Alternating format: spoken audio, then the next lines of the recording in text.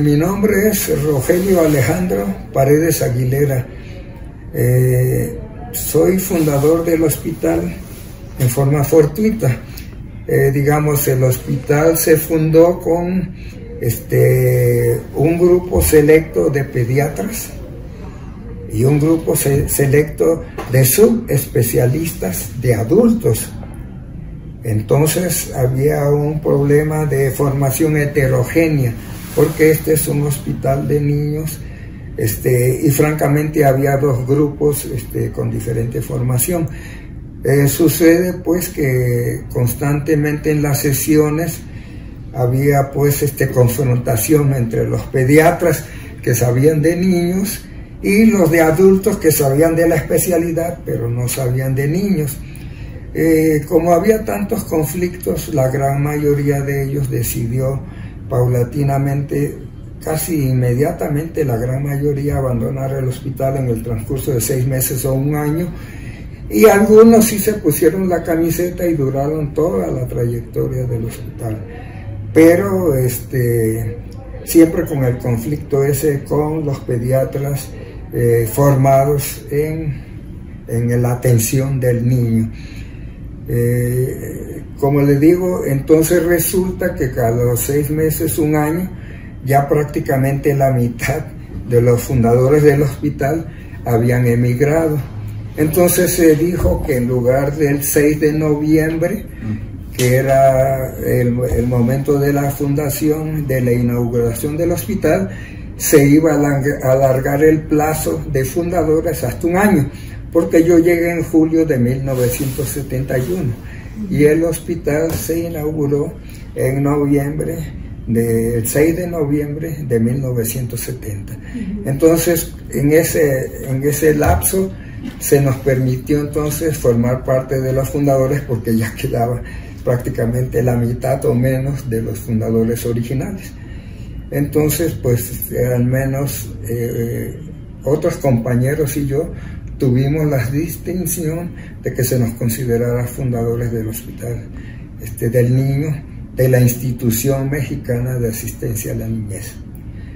Obviamente ser espectador y actor de la gran trayectoria del hospital es una aventura humana sin parangón.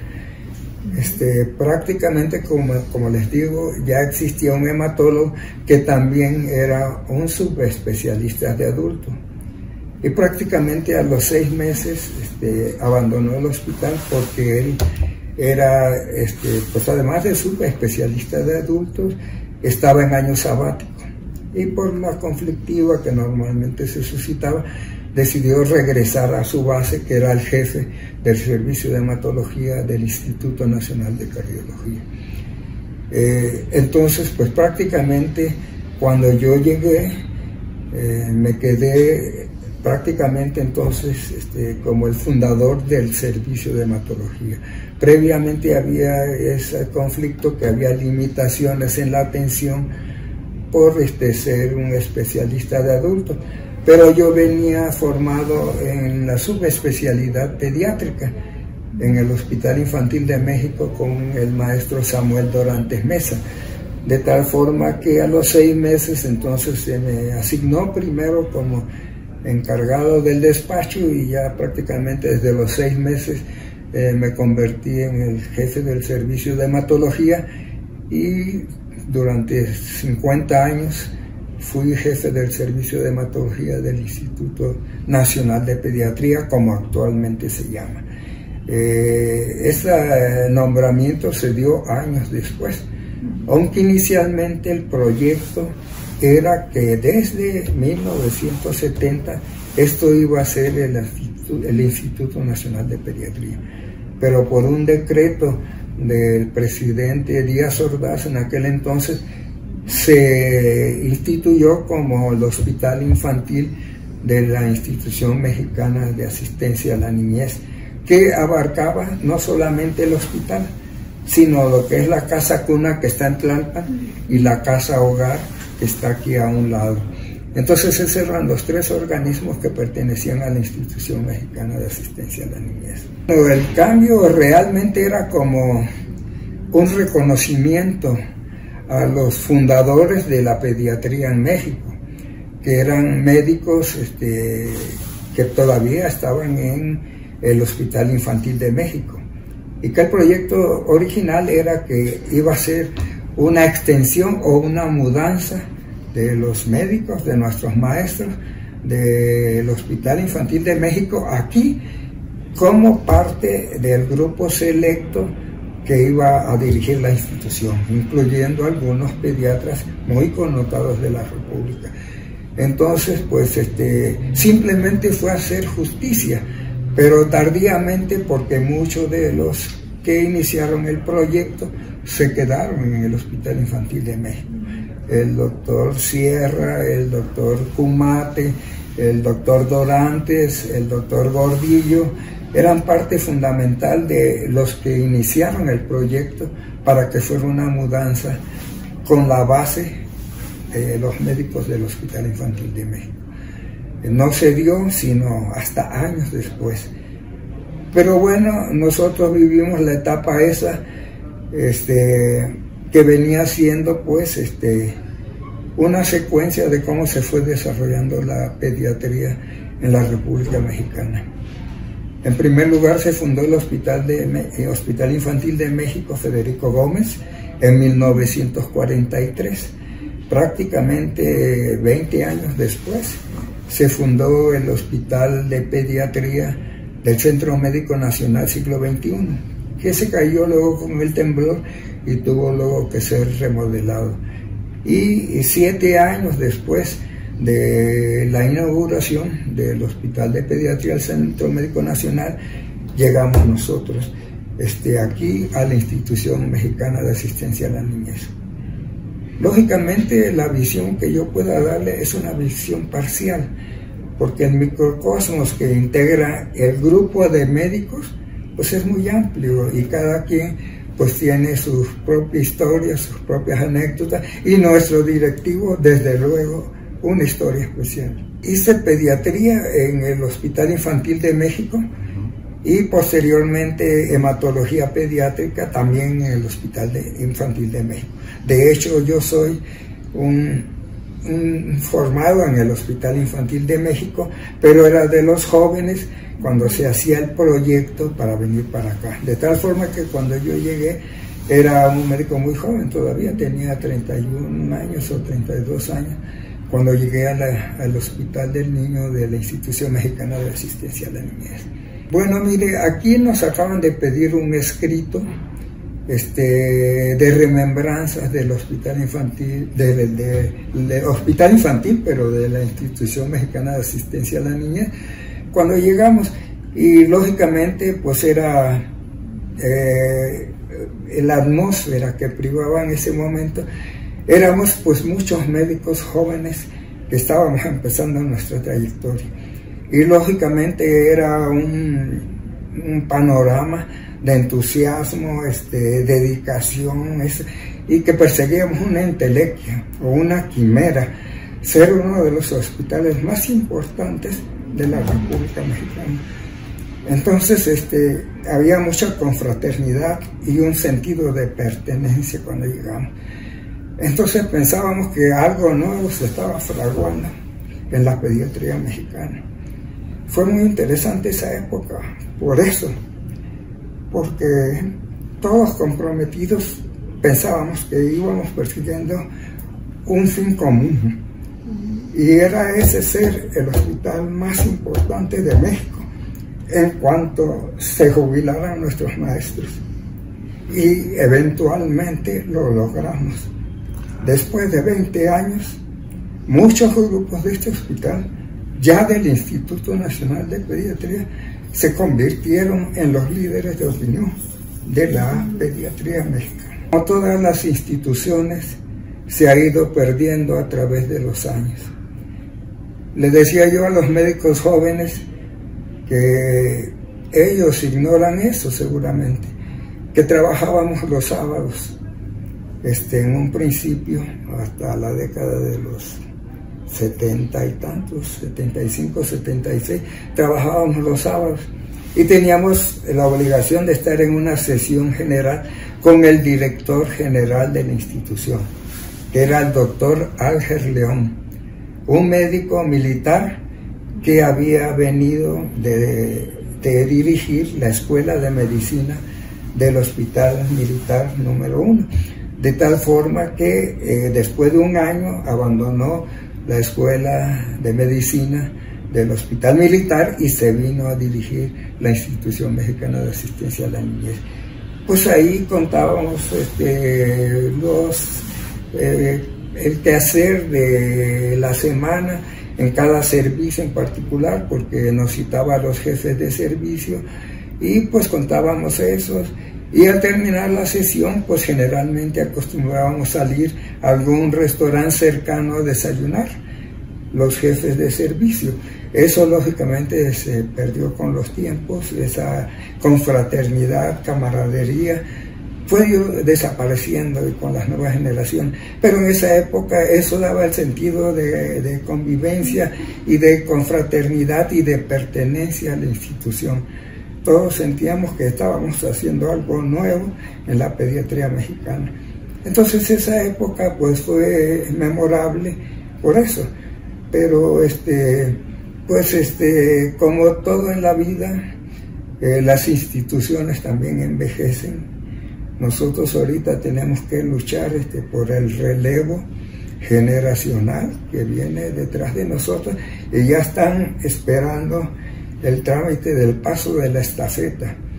Y lógicamente tienen que formarse grupos. Algunos todavía pueden durar 5 o 10 años en la institución, pero ya los veteranos obviamente ya estamos a punto de irnos de la institución y de pasar el relevo a nuestros médicos jóvenes.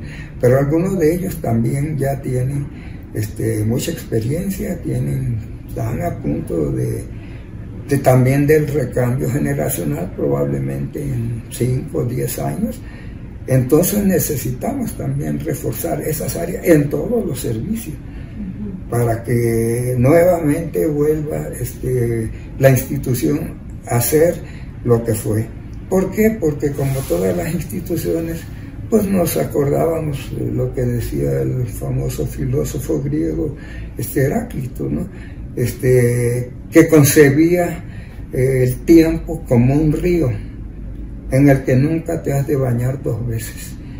Entonces decía, ¿por qué? Porque todo es cambio, transformación, movimiento, fluir, y nunca te habrás de bañar 2 veces en el mismo río. Entonces eso uno lo sabe, que esa concepción filosófica pues es lo que viven las instituciones. Tienen su crecimiento exponencial inicialmente, llegan a una etapa de estabilidad, que es la peligrosa, hasta que vienen los relevos y nuevamente le dan el impulso para volver a ser los mejores que fuimos en un momento dado. Entonces, ahorita nosotros estamos en esa etapa de transición, donde ya nos vamos los veteranos, que hay algunos médicos que nos siguen, pero también con bastante experiencia ya y un probable retiro entre 5 y 10 años, de tal forma que se necesita reforzar todo el grupo con gente joven que tome la estafeta y que venga con ese espíritu que teníamos en aquel entonces, la atmósfera que se vivía en ese entonces, para volver a darle el impulso a la institución y volver nuevamente a los lugares primeros que teníamos en México. Se ha visto reflejado en nuestro servicio, en el servicio de hematología, porque en forma curiosa hay 2 servicios que se necesita un control emocional muy sólido y tolerancia a la frustración, como son el servicio de oncología y el servicio de hematología. Pero vea usted, en el servicio de hematología y oncología, pero más en hematología, la gran mayoría de mis alumnos han sido mujeres. Entonces le digo que cuando me pidieron hacer un mensaje pues de las reflexiones de la fundación del hospital, pues era como hacer un tributo a cerca de 130 alumnos que tuve el privilegio con mis compañeros de actuar como intermediario en la introducción al conocimiento de la hematología pediátrica. Y así en cada subgrupo que se fue integrando paulatinamente. Al principio, como le digo, en 1971, en julio del 71, éramos muy pocos médicos, servicios integrados completamente, pero paulatinamente se fueron integrando diversos subgrupos. El de inmunología se formó casi a la par que el de hematología, pero luego se integró ya completamente varios años después. El servicio de oncología, lo mismo. Se fundó el servicio de trasplante de médula ósea, y así sucesivamente se fueron integrando muchos servicios que al principio no existían. Y yo pues prácticamente quería hacer ese reconocimiento a dos colegas que empezaron conmigo. Una doctora ya jubilada que me acompañó cerca de 20 años en la conducción del servicio, la doctora Catalina Taboada Mesa, y la doctora Roldán, que duró muy poco en el servicio, como 3 a 5 años. Luego se cambió a banco de sangre y de ahí luego se retiró. Pero la doctora Taboada duró 20 años en el servicio de hematología, y el primer residente que tuve, que fueron en los años violentos de la institución, cuando estábamos prácticamente solos, el doctor Hugo Ruiz Morales, que en aquel tiempo era residente, pero fue los años tormentosos del primer año en la institución. De tal forma que pues fue una trayectoria muy difícil inicialmente. Paulatinamente se fueron integrando más médicos al servicio, porque actualmente es uno de los que tiene mayor consulta externa, consulta de ambulatorios en el hospital. Cuando dejé la jefatura hace prácticamente 3 años, teníamos prácticamente cerca de 9,000 consultas ambulatorias al año, y el número de médicos era insuficiente. De tal forma que siempre ha sido un apoyo el grupo de residentes, de esos 130 que tuvimos el privilegio nosotros de dirigir, pues han sido un apoyo indescriptible para el funcionamiento del servicio. Bueno, mire, no sé, en los demás servicios había un concepto que prevaleció en el servicio de hematología, que era que los pacientes ingresaban por el servicio de urgencias o a través de la consulta externa a la sala de hematología. En la sala de hematología el jefe de servicio es el responsable de la atención de todos los niños ante la dirección del hospital. Y desde luego cuando un paciente ingresaba por la consulta externa o por el servicio de urgencias al servicio para un diagnóstico inicial de una enfermedad hematológica, una vez que se hacía el diagnóstico, se clasificaba al paciente y se pasaba a la consulta externa para su atención ambulatoria.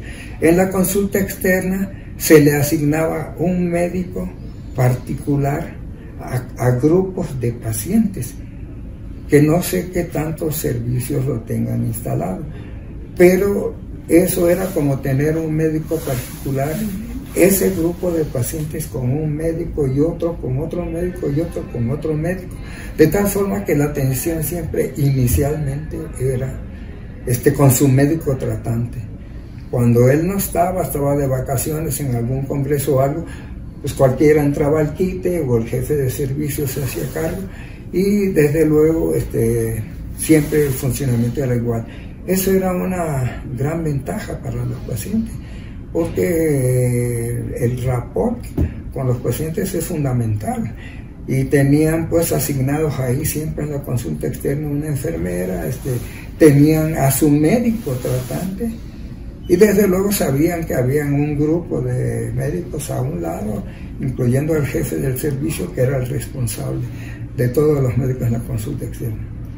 Pues se ha desvirtuado un poquito últimamente, porque eso que era una fortaleza, ahora los médicos que tienen a sus pacientes se sienten con la autoridad suficiente para que, aunque no estén en el hospital, los otros compañeros que también son hematólogos pediatras tomen alguna decisión en su nombre, y hay que estarles solicitando si están de acuerdo con la decisión que va a tomar su compañero, que es igual que él, porque se formó en el mismo servicio.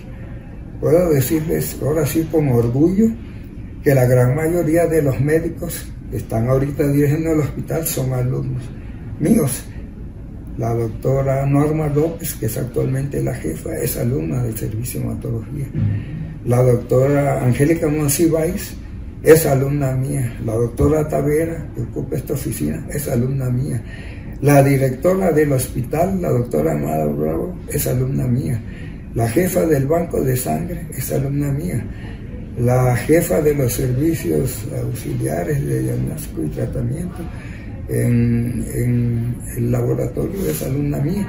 Entonces, básicamente, pues el criterio era similar en todos, porque venían de la misma escuela y de la misma formación. No sé por qué ahora se tiene que buscar al médico que está de vacaciones en un congreso o algo para pedirle su opinión. Si todos son compañeros, todos deberían tener el mismo criterio, pero eso indica que a lo mejor ahora cada quien quiere tomar un criterio personal sin comentarlo a todo el grupo en general, que era la fortaleza del servicio. Cuando hablábamos de logros, era el logro del servicio de hematología, no era de un médico particular, sino teníamos la sensación del logro como un esfuerzo conjunto. Y todos lo festinábamos, pero ahora parece que alguien quiere decir, yo fui el que resolví este problema en particular. Ahorita yo lo veo como un defecto, no regresar a lo antiguo, que era esa sensación de logro como el esfuerzo de todos. Obviamente la medicina ha ido transformándose. Cuando nosotros antiguamente hablábamos de una enfermedad, ahora resultan ser 5 o 6 diferentes. Desde que llegamos, porque cuando llegamos, una de las fortalezas de nuestros alumnos es que le dábamos un curso de citomorfología de las células sanguíneas en estado normal y patológico. Y entonces los 3 primeros meses se lo dedicábamos a eso, de tal forma que cuando ellos recibían un paciente, lo primero que tenían que hacer era, después del interrogatorio del paciente y demás, y de los exámenes iniciales, revisar lo que a nosotros nos competía, que era el examen de sangre, y ver, porque resulta que el examen de sangre de la médula ósea proporciona una información, el examen de sangre, de si estamos en presencia de un proceso infeccioso, de un proceso maligno, de un proceso metabólico, de un proceso inmunológico, de un proceso por enfermedad de atesoramiento, de tal forma que brinda una información que se puede obtener en las primeras horas de atención de un paciente. Y el estudio de médula ósea viene a confirmar muchos diagnósticos de los padecimientos importantes que vemos, como las leucemias agudas, de tal forma que a veces nosotros, en el transcurso de horas, a veces un día, ya tenemos el diagnóstico de la enfermedad del paciente, o hemos encarrilado el diagnóstico para exámenes específicos de ese padecimiento. Entonces es muy importante pues esa parte del análisis y desde luego la interpretación que tienen los médicos residentes. Ya a los 3 meses ya tienen un instrumento que les proporciona una información muy valiosa en el transcurso de horas o un día o 2.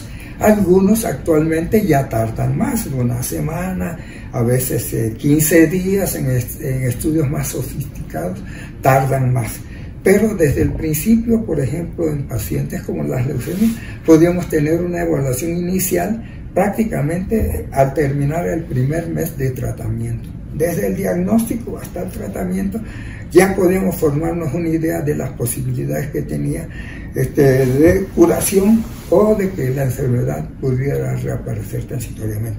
Pero lógicamente la pregunta que me hizo es una pregunta muy interesante, porque nosotros en aquel tiempo decíamos, bueno, leucemia aguda linfoblástica, y por la morfología óptica decíamos, bueno, hay 3 subtipos, ¿no?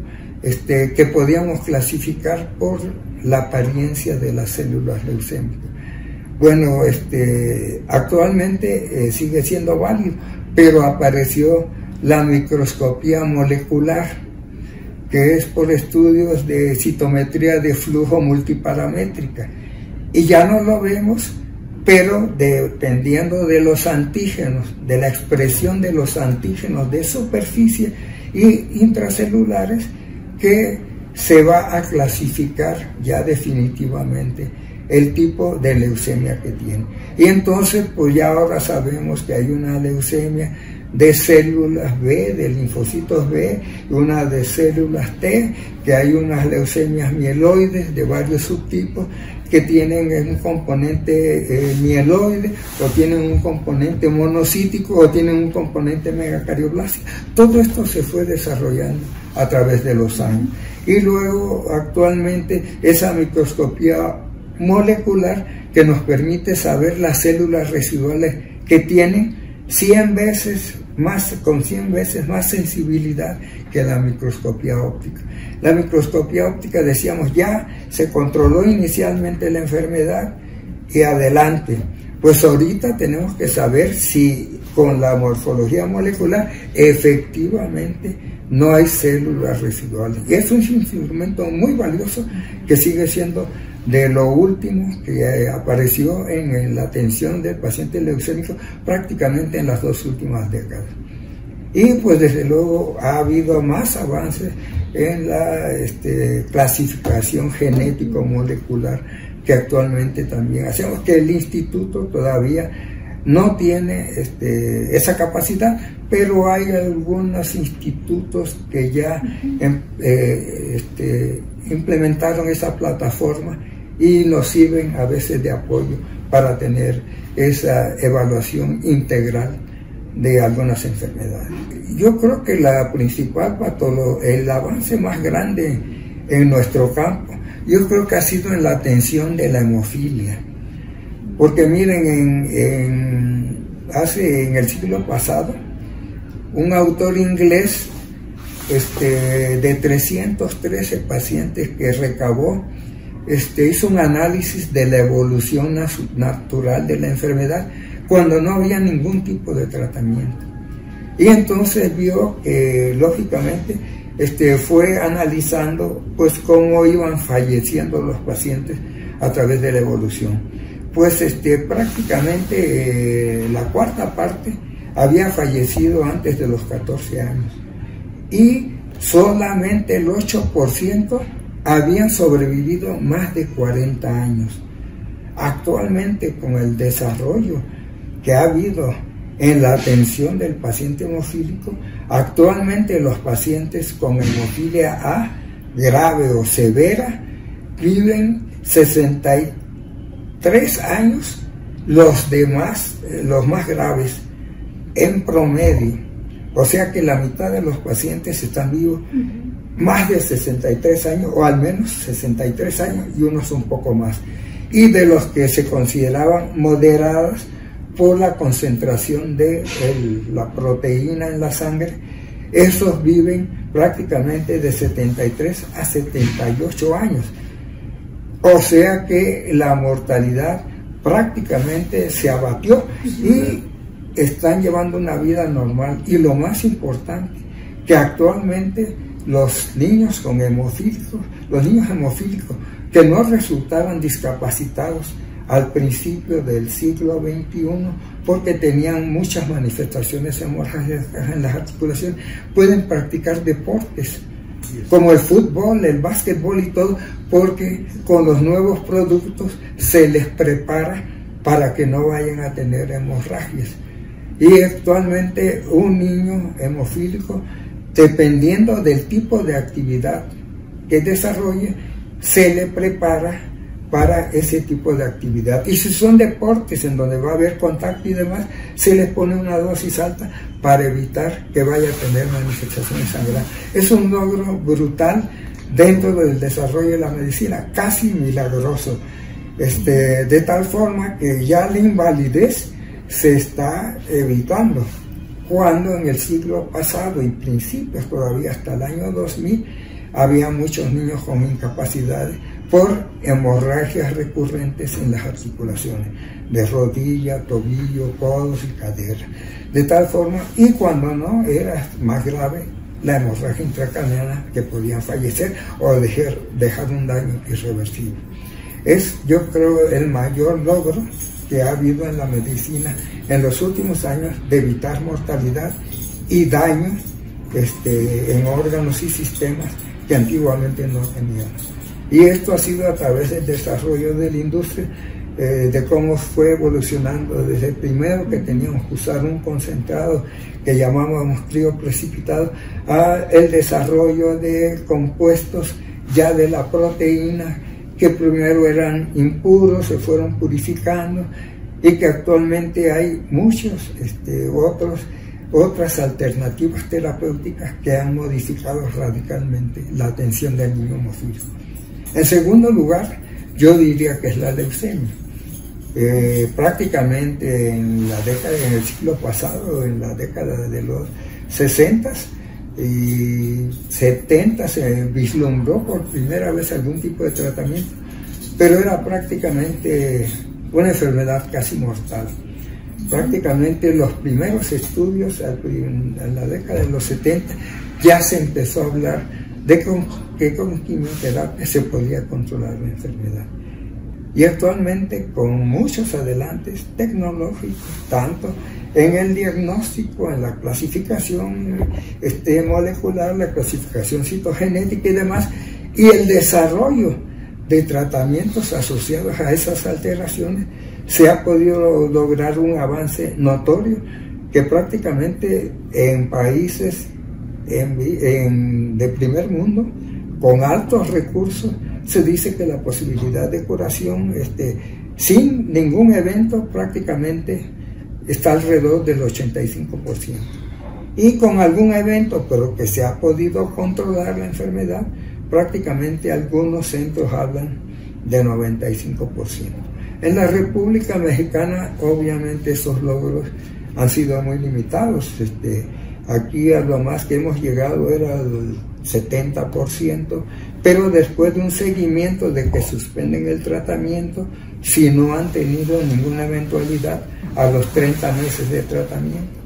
Después de eso se sigue la vigilancia, y nosotros teníamos alrededor de 68-70% a 7 años de revisión de los que habían suspendido el tratamiento. O sea, la mitad tenía menos de 7 años y la mitad más de 7 años. Era un logro muy importante. Actualmente se cree que eso puede mejorar también en la República Mexicana con nuevas actitudes terapéuticas de línea frontal, porque prácticamente el destino el pronóstico de un niño con leucemia prácticamente se está decidiendo desde el inicio del tratamiento. ¿Cómo logra uno erradicar la población celular leucémica para que sea ya tan pequeña que paulatinamente a través de 2 años vayan disminuyendo hasta desaparecer completamente? Entonces, pues es otro logro importante que ha habido dentro de la medicina. Hay otras múltiples enfermedades que han ido apareciendo. En algunas de ellas nosotros fuimos pioneros en detectar alguna relacionada a un virus y que daba una complicación hematológica muy importante, que era el síndrome hemofagocítico, que empezamos a estudiar prácticamente desde 1972 con la que en aquel entonces estaba en el servicio de patología, la doctora Cecilia Ridaura, quien nos llamó mucho la atención ese padecimiento a partir de un caso que detectamos y que a través de los años fuimos analizando, y prácticamente dimos a conocer la variedad adquirida, porque hay una variedad hereditaria, y la difundimos en la República Mexicana en diversos foros y en el extranjero. Y en los congresos de hematología también prácticamente fuimos pioneros en la difusión de ese padecimiento, que es actualmente multicéntrico, porque también la ven los infectólogos actualmente, algunos servicios como inmunología, pero nosotros fuimos los pioneros y los que tenemos el mayor número de pacientes con esa enfermedad en forma adquirida. Mire, soy aficionado en general a la literatura.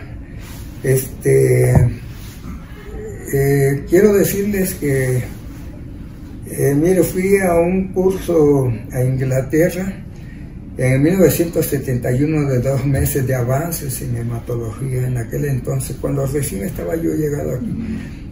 Y en el camino decía yo, bueno, ¿qué voy a hacer allá en las ratas de ocio que no está en el curso?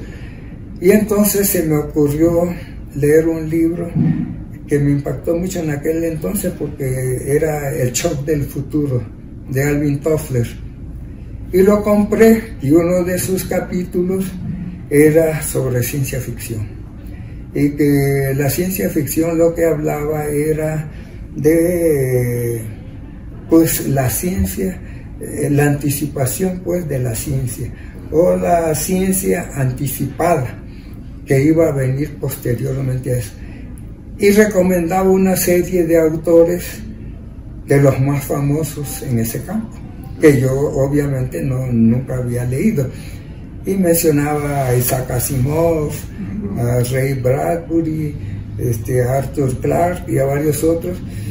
Y entonces cuando yo llegué de regreso me puse a buscar libros de esos autores, porque decía que no solamente hablaban de que al final el ser humano va a conquistar las estrellas, que esa era parte del campo, pero que tenía los aspectos sociales, tecnológicos, humanos, desarrollados a través de diversos autores, y me dediqué a comprar de eso, porque en aquel entonces me llamaba mucho la atención la literatura universal, y empezaba yo a adentrar apenas a conocer autores que se convirtieron en mis favoritos, que eran los autores rusos.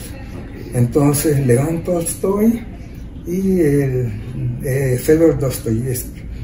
Entonces empecé leyendo Crimen y Castigo de Fedor Dostoyevsky, y luego Los Hermanos Karamazov, que me costó más trabajo por lo extenso, luego Guerra y Paz, Ana Karenina, y me fui adentrando, no inmediatamente que regresé, sino a través de los años, pero con la orientación de suplementos literarios en la República Mexicana, pues me fui enterando de varios de sus libros más connotados y de impacto universal. También tuvo un maestro que nos recomendó un autor en aquella época, Giovanni Papini, de Italia, y también nos recomendaba algunos libros de él desde que yo era estudiante, y entonces los primeros también fueron de Giovanni Papini. Entonces me hice aficionado. Desafortunadamente, después de los primeros años, ya con los compromisos aquí, pues tuve que ir dejando y concentrarme más en la carrera. Desafortunadamente, dice uno, para la lectura dejé de ser tan asiduo, aunque siempre trataba de leer alguno o dos libros al año, cada vez que tenía tiempo, y hasta la fecha lo sigo haciendo, actualmente con autores modernos. De la ciencia ficción llegué hasta la década prácticamente de los 80 o 90 del siglo pasado. Conocí a todos los autores, pues básicamente más reconocidos y de las novelas más famosas de ellos. Y me permitió aquí dar 2 pláticas de ciencia ficción, que en realidad en su momento impactaron mucho, porque la gente creía que era hablar de astrología. Y no, sino que lo combiné con películas de ciencia ficción que habían sido de impacto en esa época, como Hagan sitio, que fue llevado a la pantalla como Soylent Green, o Cuando el destino nos alcance, El planeta de los simios, el primero, que fue el más interesante, que también fue llevado al cine con Charlton Heston. Y así sucesivamente, Soy Leyenda de Richard Matheson, que también recientemente hicieron una nueva versión. Entonces combinaba los dos aspectos, pero que era muy interesante, hasta llegar a Naranja Mecánica, acuérdense ustedes, más reciente, de cómo a través de los choques, electroshock, hacían que una persona llegara a odiar lo que más amaba, que era la música de Beethoven, porque le ponían escenas violentas en ese momento, pero que al final se avienta de un segundo piso y vuelve a ser el mismo que era antes de los electroshock, que se vuelve a imaginar imágenes que está en algún antro con algunas chamaconas y demás. Entonces, pero era de lo más reciente, hasta cuando yo había seguido, que era prácticamente hasta finales del siglo pasado. Pero el desarrollo social en la ciencia ficción, de la tecnología, de los avances en medicina, ya lo planteaban estos autores. Y entonces, lógicamente, ese autor, Alvin Toffler, decía que debería ser una materia que se implementara en las universidades, porque decía que era eso. Dice, en nuestra profesión nos enseñan el pasado, si bien nos va el presente, porque muchos no están suficientemente actualizados, pero nadie nos prepara para la avalancha que se nos viene del futuro, y que a veces mediante técnicas de grupos extensos de Phillips 66 se ponía a los grupos a decir, ¿cómo cree usted que va a ser la curación de esta enfermedad de 50 o 100 años? Y que muchas veces lo que decían los alumnos ya estaba sucediendo en algún lugar del mundo, y ellos los planteaban 50 o 100 años adelante. Entonces, que era la anticipación de la ciencia y la tecnología, y que eso debería implementarse precisamente como una especie de adelanto de lo que la ciencia viene vertiginosamente hacia el presente, y que era muy importante. Por eso me aficioné mucho a la ciencia ficción desde ese autor.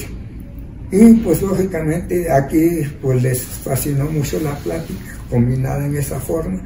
Se trataron problemas sociales como el de hagan sitio, que plantea la teoría de Malthus, de que el crecimiento de la población va en forma exponencial y el de los alimentos en forma aritmética, y que eventualmente desde el siglo pasado ya se empezaba a ver problemas que iba a haber en algunos continentes de hambruna, porque el crecimiento poblacional era exponencial y el alimentario era, de la producción de alimentos, era en forma aritmética.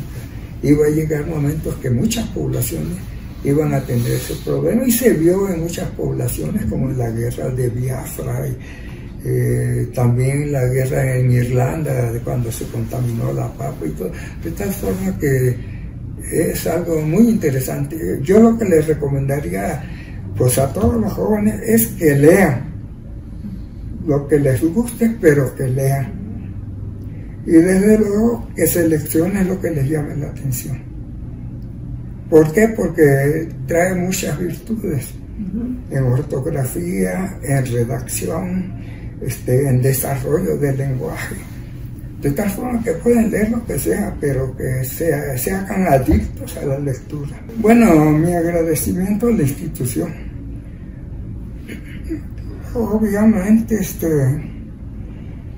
nos permitió a los fundadores imprimir un sello personal a nuestros tiempos, y entonces pues nuestro agradecimiento.